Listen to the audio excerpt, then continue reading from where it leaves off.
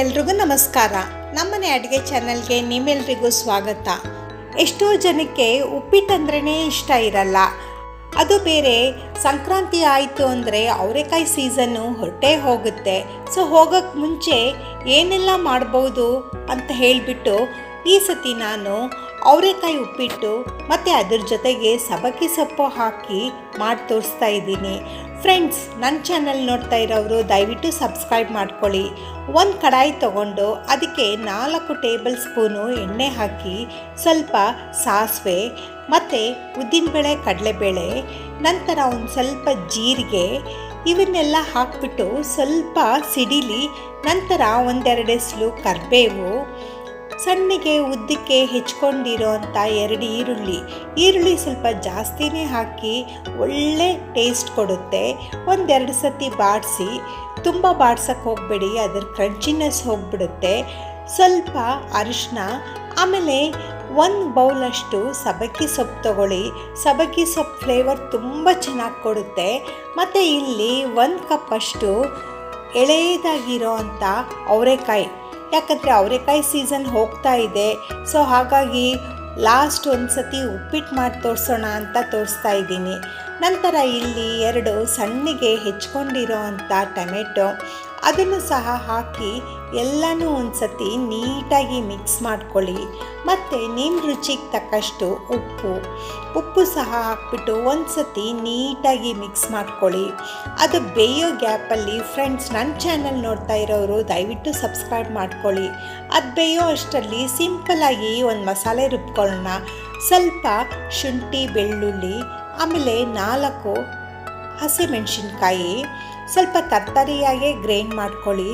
ನಂತರ ಬೇಯಕ್ಕಿಟ್ಟಿರೋ ಅಂಥ ಅವರೆಕಾಯಲ್ಲಿ ಎಲ್ಲ ಗ್ರೈಂಡ್ ಮಾಡ್ಕೊಂಡಿರೋ ಅಂಥ ಖಾರ ಸಹ ಹಾಕ್ಬಿಟ್ಟು ಒಂದು ಸತಿ ನೀಟಾಗಿ ಮಿಕ್ಸ್ ಮಾಡ್ಕೊಳ್ಳಿ.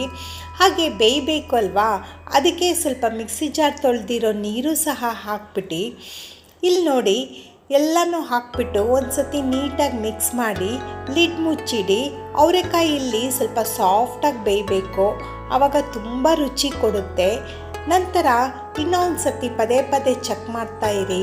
ತಳ ಹಿಡಿಯೋ ಚಾನ್ಸಸ್ ಜಾಸ್ತಿ ಇರುತ್ತೆ. ನಿಮಗೆ ನೀರಿನ ಅವಶ್ಯಕತೆ ಇದ್ದರೆ ನೀರು ಹಾಕಿ, ಇಲ್ಲ ಅಂದರೆ ಒಗ್ಗರಣೆದಲ್ಲೇ ಬೇಯಕ್ಕೆ ಬಿಡಿ.